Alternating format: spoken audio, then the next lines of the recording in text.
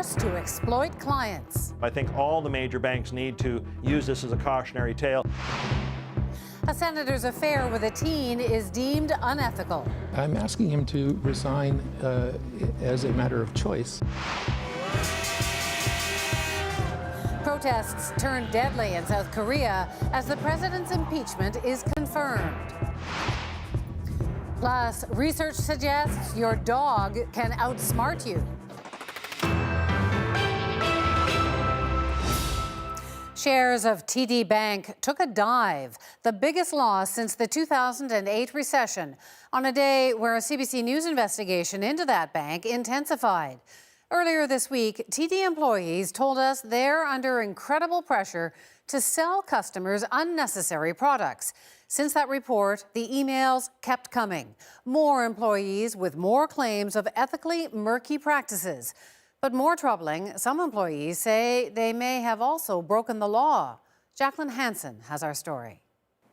Canadian banks have a reputation for being well-regulated and for following the rules. But today, some investors seem to have taken a step back from TD, just as more questions about employee practices surface.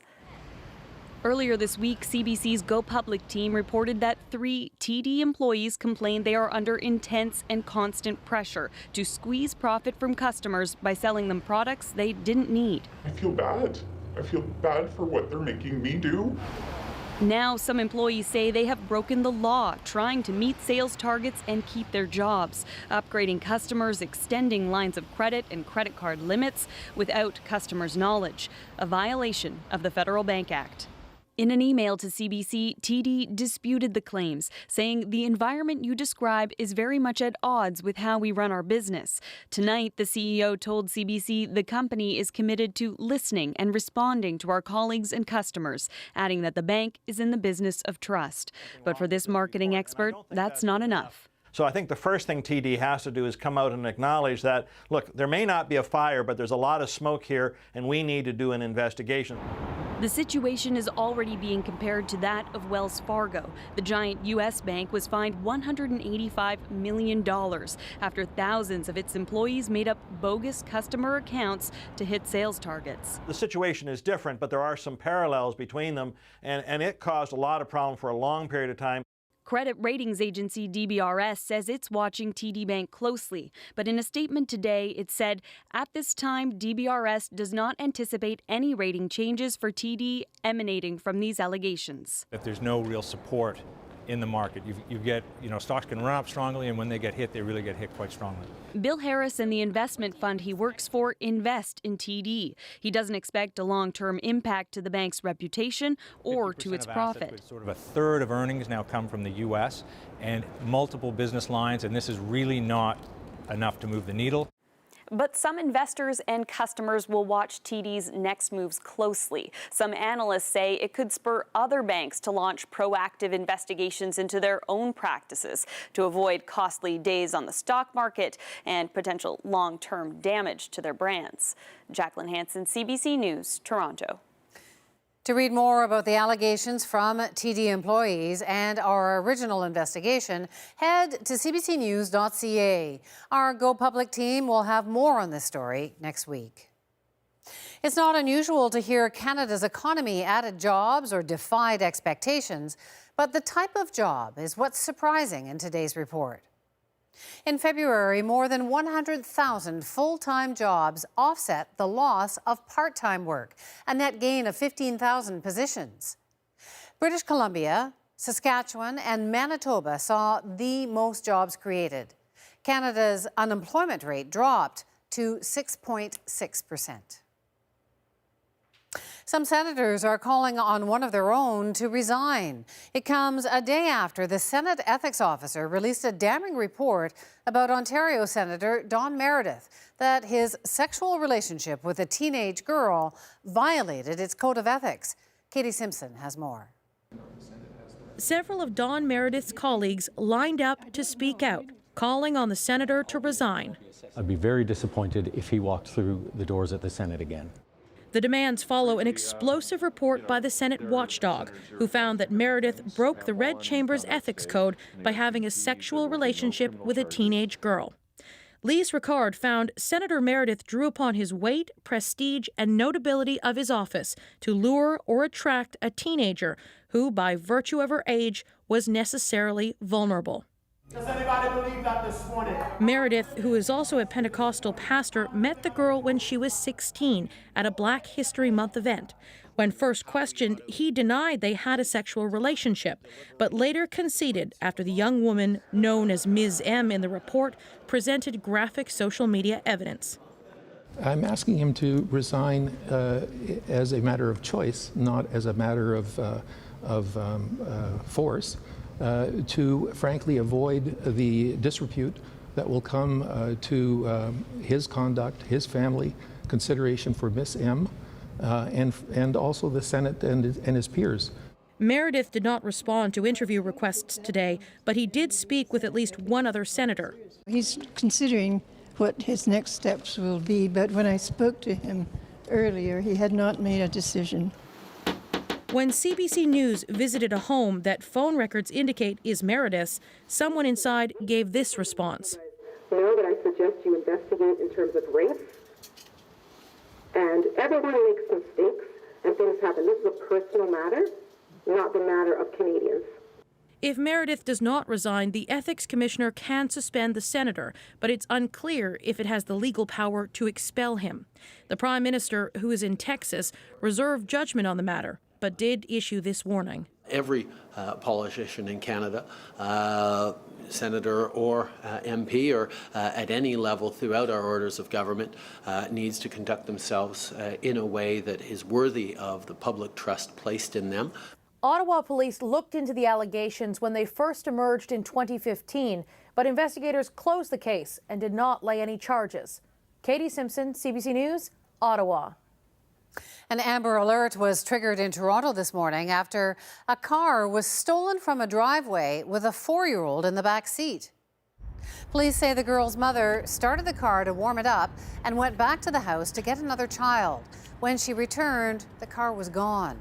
3 hours later, it was found in a nearby parking lot, still running, no driver, with the girl inside.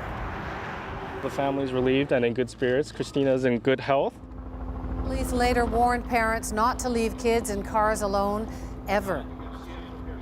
The recent wave of refugees walking into Canada was the focus of a day of high-level talks in Ottawa. A top U.S. official joined forces with several cabinet ministers to come up with a plan for that and other border problems. But as Tom Perry tells us, there's no quick fix. Smiles and goodwill as the first senior member of Donald Trump's inner circle makes an official visit to Canada. Homeland Security Secretary John Kelly was in Ottawa to meet key members of Justin Trudeau's cabinet. The Canada-U.S. border at the top of the agenda. Asylum seekers have been slipping into Canada. Canadians have been telling stories of being turned away by U.S. border agents since the election of Donald Trump. There is a new sheriff in town, as we say. John Kelly addressed both those issues in an interview with the CBC's Power and Politics. On Canadians stopped at the border, he offered no apologies. I would just tell you that when someone is stopped at the border and questioned or turned back, which is not very common, there's a reason why. What they say to the press is their business. On those seeking asylum in Canada, Kelly says some crossing the border may be worried about the Trump administration and its immigration crackdown, but for many, the U.S. was always just a transit point.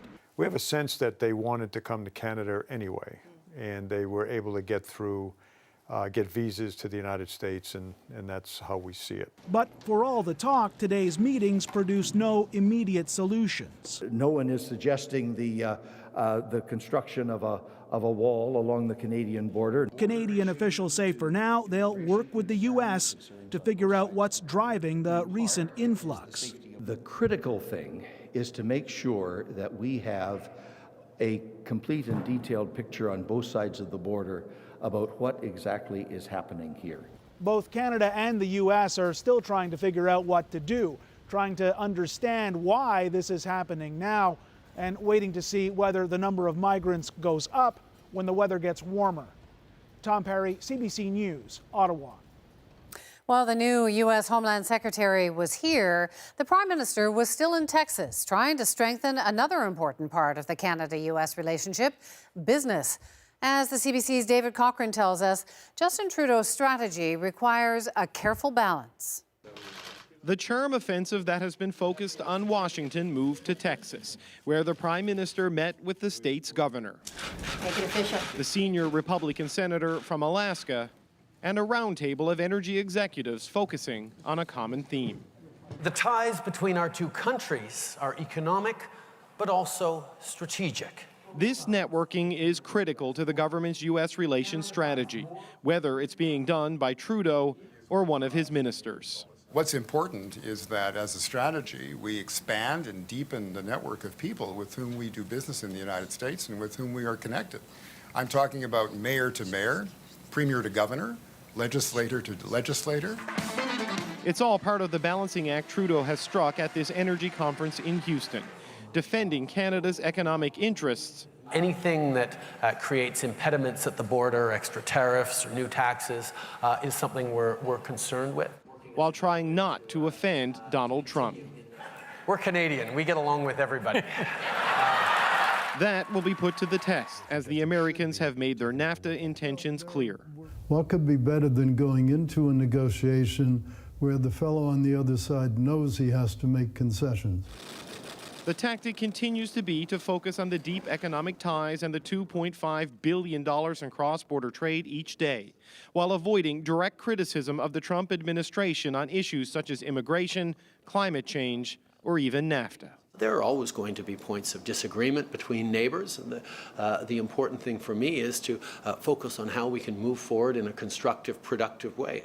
Trudeau hopes his message will find some traction and gain him some allies, because even though he has been careful to forge a friendly relationship with the U.S. president, Trump's policy agenda is on a collision course with Canada's economic interests and in other areas which Trudeau personally defines as Canadian values.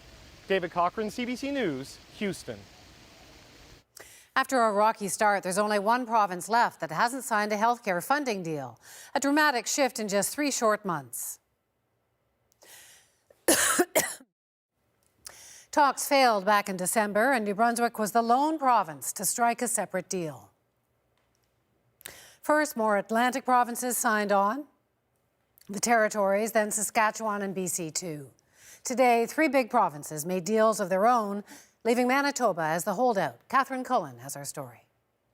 We have, in fact, come to a new agreement with 3 additional provinces, Alberta, Ontario, and La Province. Delight from the federal government. This is a good day for Canada. This is a good day for federalism. From provinces that had just signed the deal, notably less enthusiasm. Repeat that this agreement, like any agreement, is not ideal. This is now the accord, and we're agreeing to it, so we're moving forward. We are at an impasse. The provinces and territories had been fighting for months, if not years, for a better deal, trying to keep the current increase in healthcare funding. Without the money, you can't deliver the services. The Liberals wanted a smaller increase, as well as some targeted money for home care and mental health care. We are making an offer today that is a substantial offer that will change the lives of Canadians.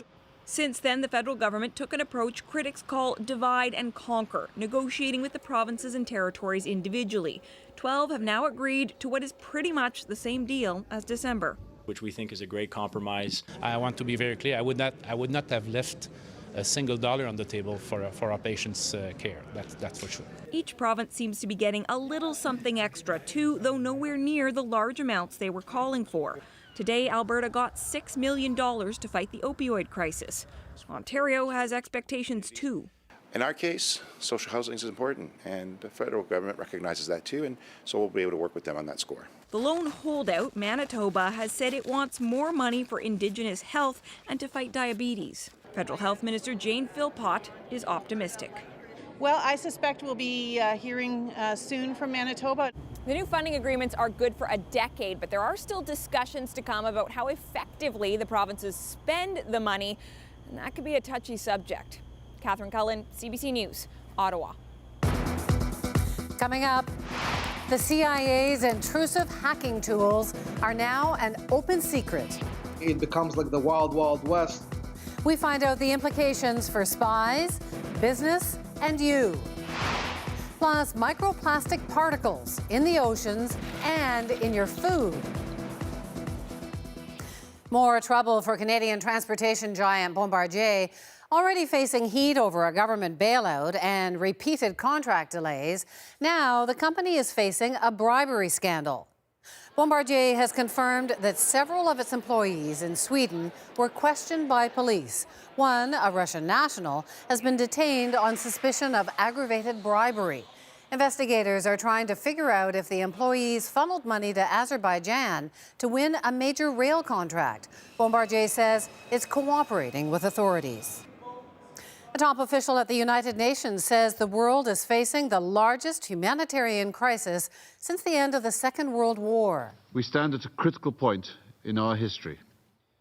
UN humanitarian chief Stephen O'Brien says 20 million people are facing disease, starvation, and famine in 4 African countries: Yemen, South Sudan, Somalia, and northeastern Nigeria. To avert catastrophe, more than $5 billion is needed this year, plus immediate, coordinated international aid operations. Months of political turmoil came to a head in South Korea today when the country's constitutional court ruled on the fate of President Park Geun-hye. She was ordered out of office live on national television. It's a stunning fall from grace that most South Koreans celebrated, but an angry minority opposed. Sasha Petrusik was in Seoul as the divisive drama played out. South Koreans hold their breath, watching as a top court decides whether to impeach President Park Geun-hye. On the streets above, emotions boil over. God bless the Republic of Korea! The fears and frustrations of the president's supporters on display. We need her to save us from the communists, says Jang Hwa-young. Like most here, he sees Park and her conservatives as a bulwark against North Korea and its weapons. They don't believe allegations that she extorted millions from big business in return for political favors. For months, she's denied it, but also refused to cooperate with prosecutors as they investigated. Week after week, hundreds of thousands of South Koreans filled the streets to demand her impeachment. To them, she represents the worst of crony politics, elitist and uncaring. As the court kicked her out of office today, these Koreans celebrated, dancing in the streets, crying tears of joy. They're optimistic about the future. They can get new hope for the new nation. And they marched again, exhilarated by their power to change the system, says Lee Tai-ho, one of the organizers. We can finally challenge this idea that corruption is okay in the name of economic growth, he says.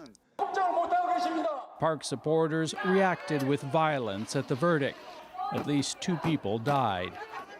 2 things are expected to happen almost immediately now. First, there's going to be an election with President Park's Conservative Party facing a very uphill battle to regain credibility. The other thing that happens is the possibility of very severe charges against Park herself. She's had a political immunity until now. With the impeachment, she loses that. Sasha Petrusik, CBC News, Seoul. Calling it a march against injustice, Indigenous people from across the U.S. took to the streets of Washington today.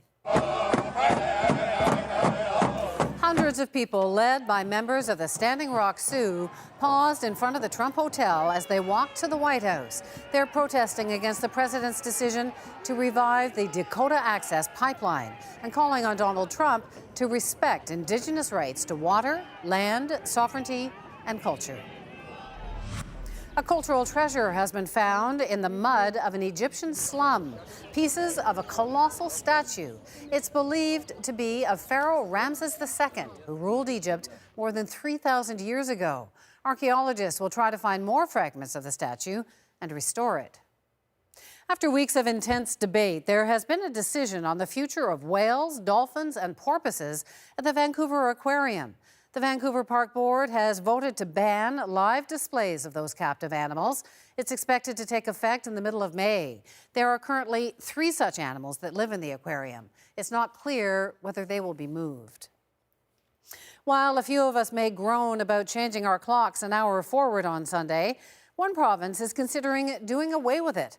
An Alberta MLA wants to get rid of daylight saving time, but he's facing resistance from the man who fought hard to bring in the practice decades ago. Rafi Boudjikanian has that.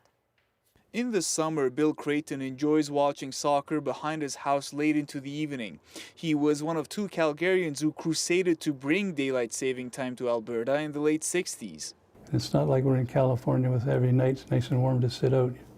You don't get a lot of those nights, and if you've got kids or grandkids, which I do, playing these sports, you go to support them and you just about freeze to death most nights. Creighton and his friend David Matthews managed to push the issue to a referendum, and they were met with resistance. If you think you're in the dark now, this newspaper ad read, consider what daylight saving time will do.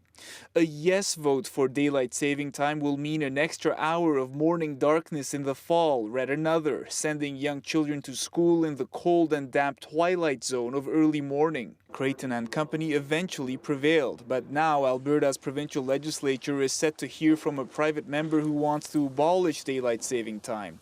Creighton's taken to talking to amateur sports groups about the benefits of an extra hour of sun in the summer. He's even resurrected his old daylight saving society.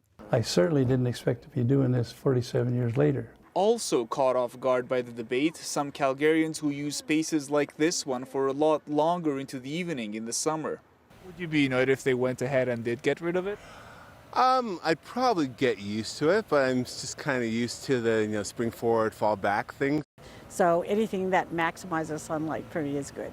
But there may be a downside. A new study finds Albertans' use of electricity rises slightly, 1% on average during daylight saving time. A recent study in Ontario did find a reduction, whereas we have an increase in electricity use. So the difference relates to when we wake up and our sun time. So Albertans, we get up early. We get up about 20 minutes earlier than our Ontario counterparts. The MLA pushing to scrap daylight saving has been hearing from lots of Albertans. I think that people overwhelmingly want to stop the time change. People want one time all year round. Dang wants to introduce his private members bill by the end of the month. If Alberta goes ahead with scrapping the time change, it would join most of neighboring Saskatchewan in never having to spring forward or fall back.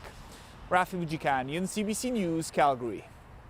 Straight ahead, the arms race in cyberspace. Is U.S. intelligence falling behind?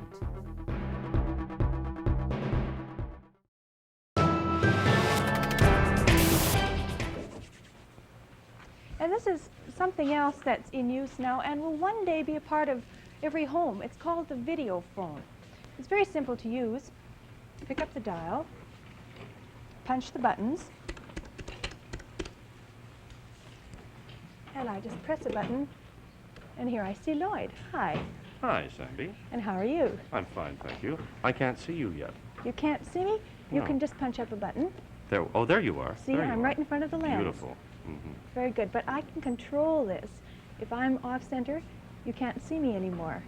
So, You'd only want to do that if you weren't properly dressed, though, wouldn't you? right, so there'll be no peeking at ladies when they're dripping wet and fresh from the tub.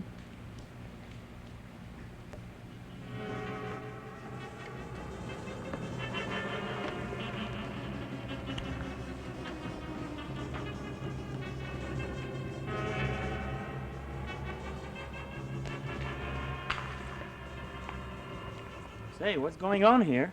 Yo, what's your name? What are you doing? Je m'appelle Guillaume Lieberman et je prends le français. Oh, he says he's Willie Lieberman and he's learning how to speak French. Well, tell me how this little machine works, Willie. Well, this is a teaching machine, and it's very simple. Even an adult could use it. You see, in this box on magnetic tapes are 22 15-minute French lessons. Mm-hmm. So say I want lesson number 5. I turn the dial and pull the switch. Yes? Now, after each phrase in French, there's a pause. So if I want, I can repeat the phrase into this microphone right here. Mm-hmm. And it will be recorded on another channel. Mm-hmm. Later, I can turn back and hear both myself and the teacher, and I can check my pronunciation. That's great. I say, Willie, how would you like to have a nice, juicy hot dog? Oh, oui, Oui, monsieur. bon, très bien. Sandy, can we use your oven? By all means, go Oh, viens, mon vieux, on va manger quelque chose de bon. Viens.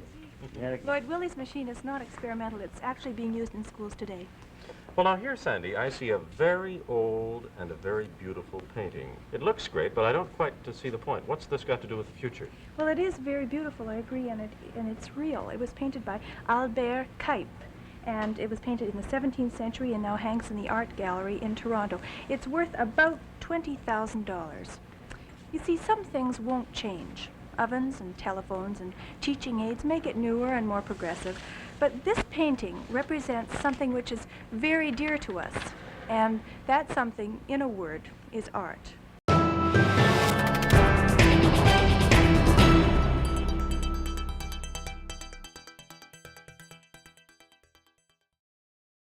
Into just about any device, from smartphones and tablets to your TV. Now, tech companies are pushing back. Apple and Samsung say they're already working on closing those privacy holes. But as Renee Filipponi reports, there are doubts about how successful they'll be. Yeah, maybe I should get a cover too. What do you think? Dropping off his phone for a quick repair, Justin Oliver says he knows that his security and privacy are constantly at risk. I think people can gain access to information any way they choose. There is ways. There's smart people out there who are farther ahead in the digital age than I will ever be. The latest WikiLeaks bombshell unveils new ways to hack everyday devices. The unverified documents allege the CIA co-ops personal electronics to listen in on almost anyone without detection. Experts say if the government can get access, chances are criminals can find their way in too. It becomes like the wild, wild west if you have organized crime in other unfriendly states to Canada and the US as an example who are using these tools against us. And if the governments know the systems are hackable, should they be telling tech companies about the security breaches? It's a balance between national security matters and consumer protection matters, right? So it's somebody up there makes those decisions. The tech giants whose devices were allegedly targeted say they are aware of the reports. Apple says it's working to rapidly address any identified vulnerabilities. The average Canadian probably has very little to worry about. Experts say the best you can do is be careful with passwords and where you access Wi-Fi. But with software and hardware constantly changing, it creates vulnerabilities. What should happen is we should be provided with a device in the same way that a car is provided to you.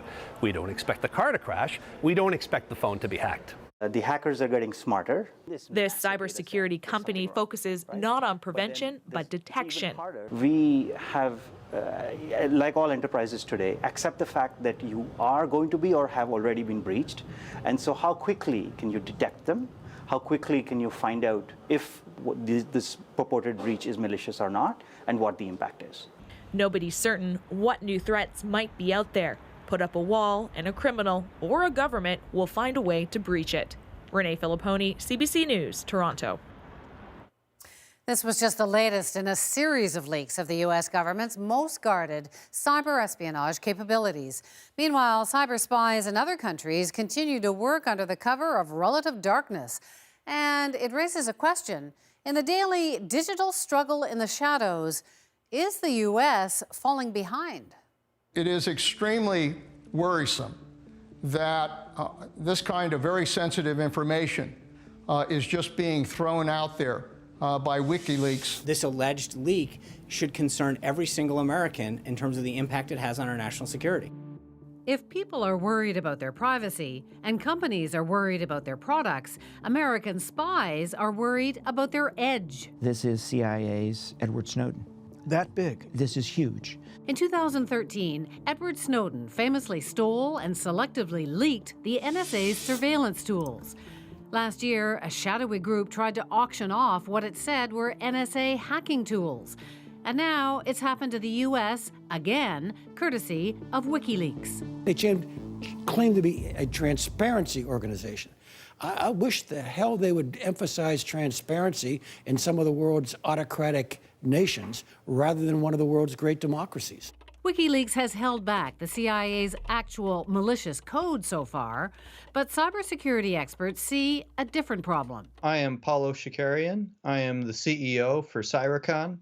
What WikiLeaks has revealed is a how-to manual. The broader impact is really what concerns me, because we now have a know-how of how to set up cyber operations and do it on a budget that's available to every country on the planet.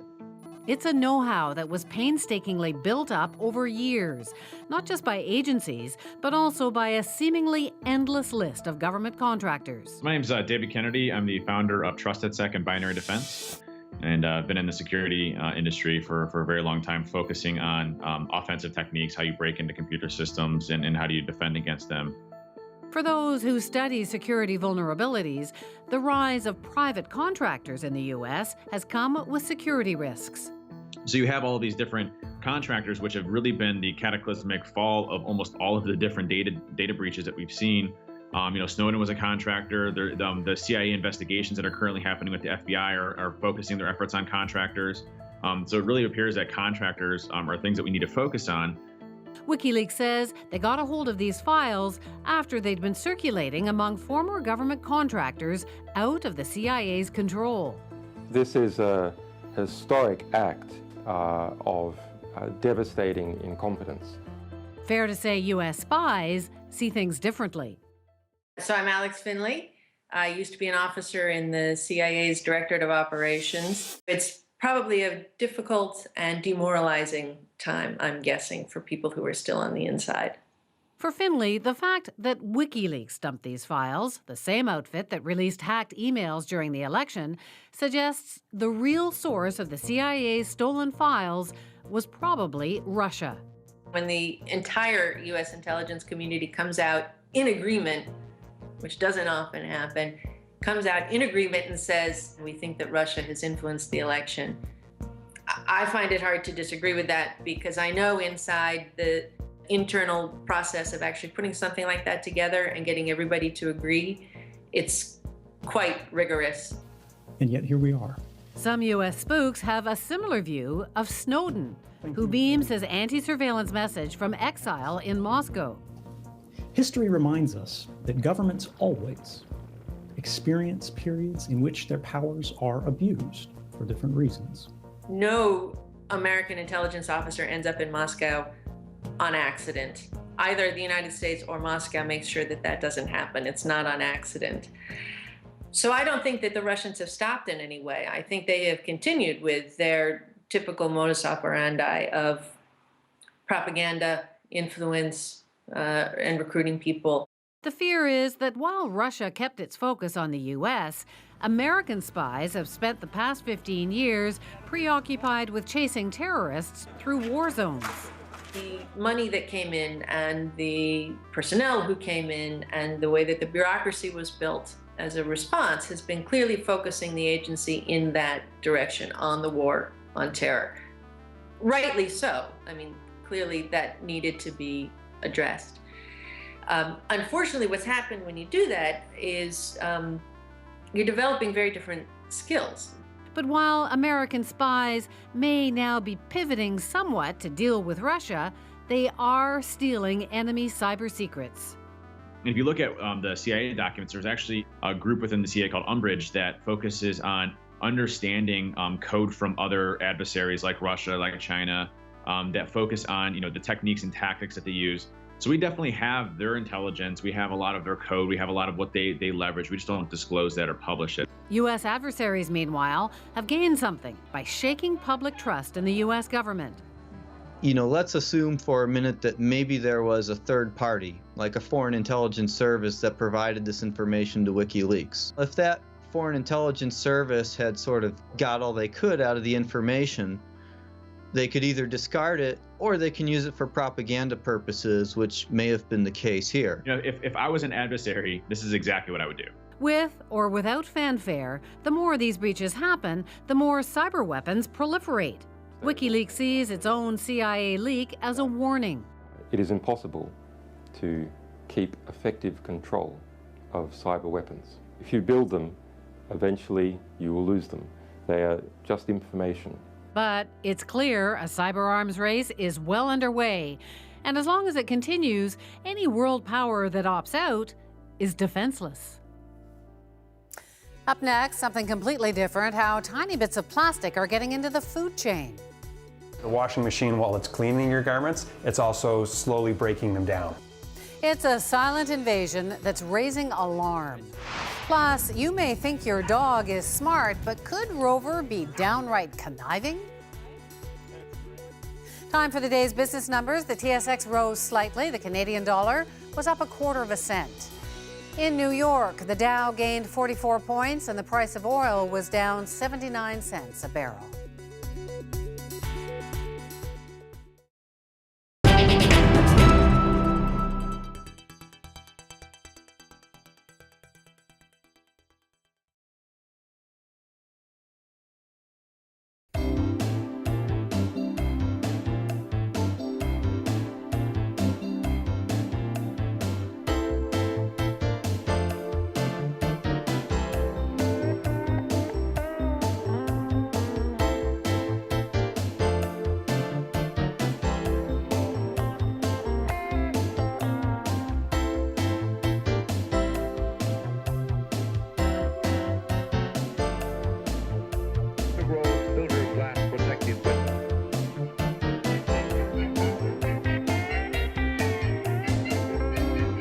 Pressure equipment of several hundred major operations must once more satisfy demanding production standards that bring to your home the beautiful world of color.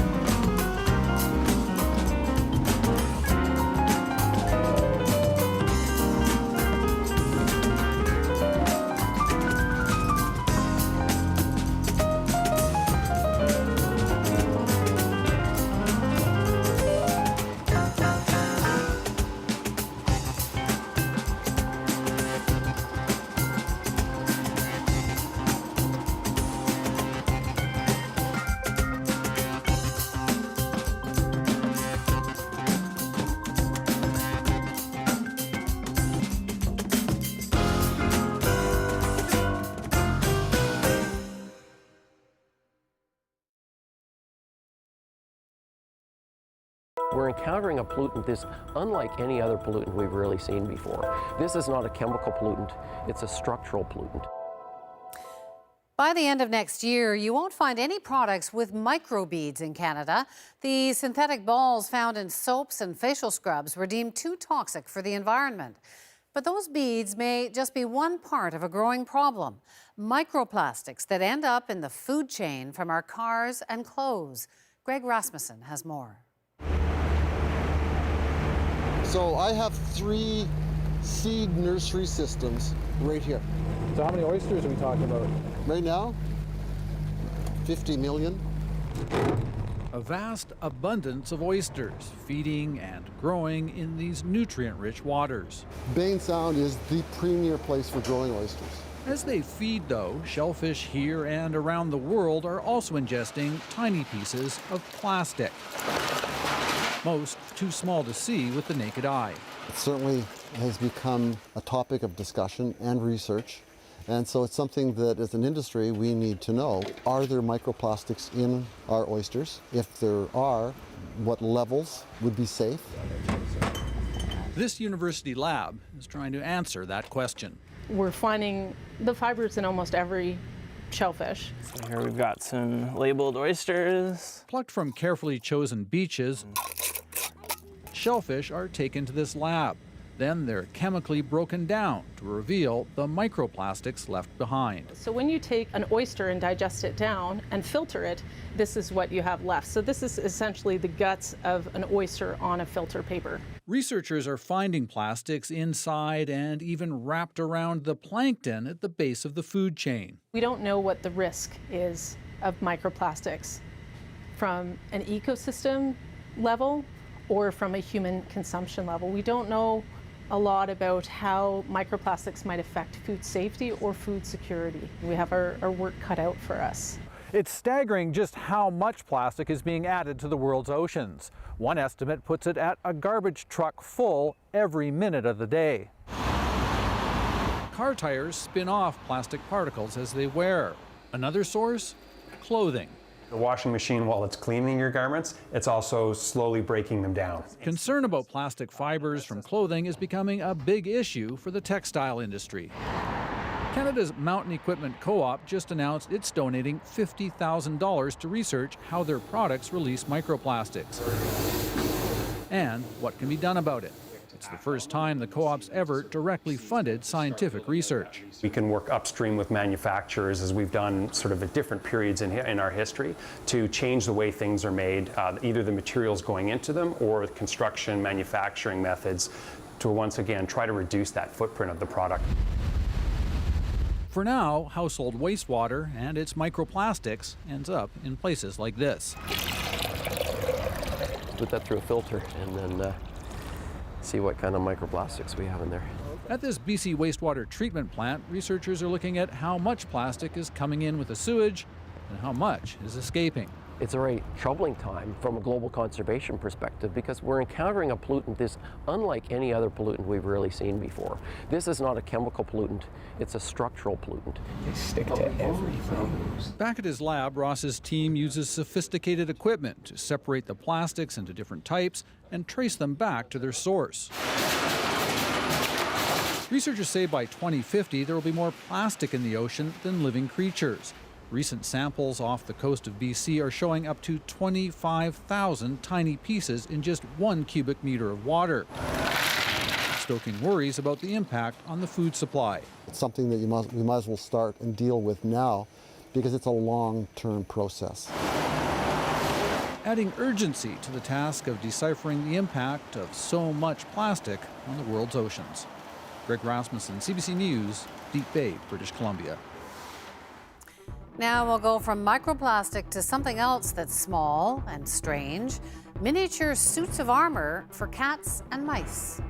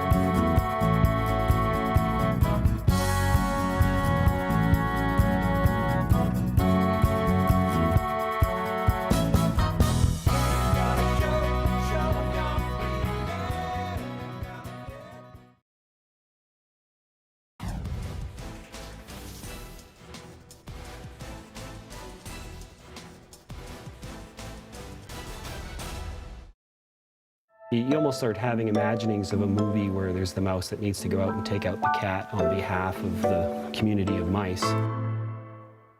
Artist Jeff DeBoer makes large-scale works too, but it's his tiny suits of armor for cats and mice that sell to patrons internationally.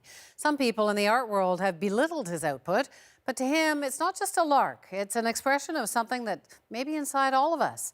He told his story to CBC Arts for its Exhibitionists series. I'm Jeff DeBoer. I was born in Calgary. I'm the guy who makes suits of armor for cats and mice. That's the number one question people ask me is, how did you arrive at building suits of armor for mice? My father was a sheet metal fabricator, so I always had access to this stuff. The tools, I always joke that, you know, the other kids were given a violin or a piano, and I was given a hammer. When I was in high school, I started building a suit of armor because I wanted to go to my high school grad in a suit of armor. Never finished it, but that was the beginning of my serious time building armor.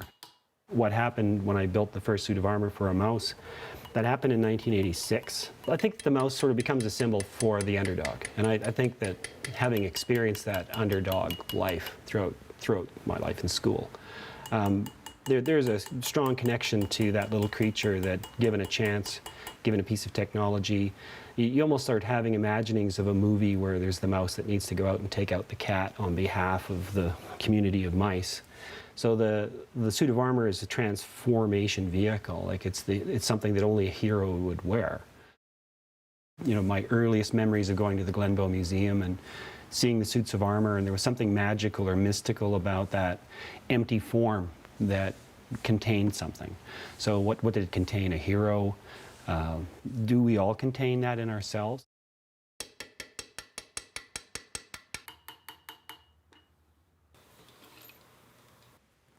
You're not always accepted the way you would like to be accepted. And on many occasions in my career in the art world, I have been slotted away from what they would think high art and conceptual work by various art historians or theoreticians, and it hurts. It hurts. Because I think that you would like to have I'd like to embrace a broader definition of art. I'm not going to be on the cover of art magazines necessarily, because I'm not in the art world in that sense. I no longer need to show in art galleries. The internet allows me to sell my work directly to my clients all over the world. So, you know, it's been 20 years since I've had a major exhibition. Most people go to work because they need a paycheck. I need a paycheck so that I can go to work. And that's the difference.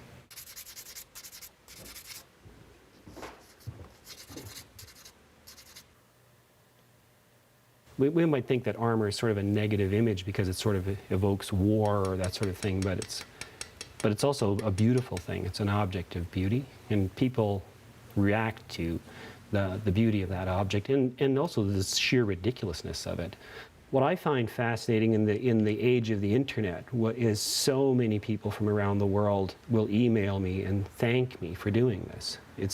They come across something beautiful, something, again, magical, something that triggers something in their imagination that makes them think that the world is a better place. I'm challenging myself to be myself in a world that I think has some conformity to it. You know, every mouse has got to be that much better, or, you know, I've got to push myself further. So long as we still have the resources to keep going, then we'll keep going, you know. I know where they'll find me, dead at my bench, right? Like just, you know, last mouse. You'll find this on the bench one day. Artist found dead in studio. Perfect. Up next, has man's best friend been faking it? Why your pet may be a real sly dog.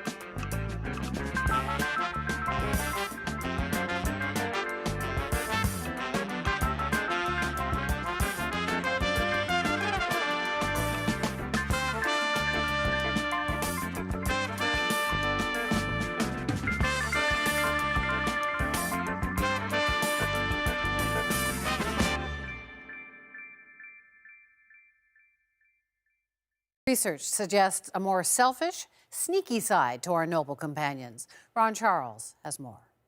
Gia, Louie, what's this?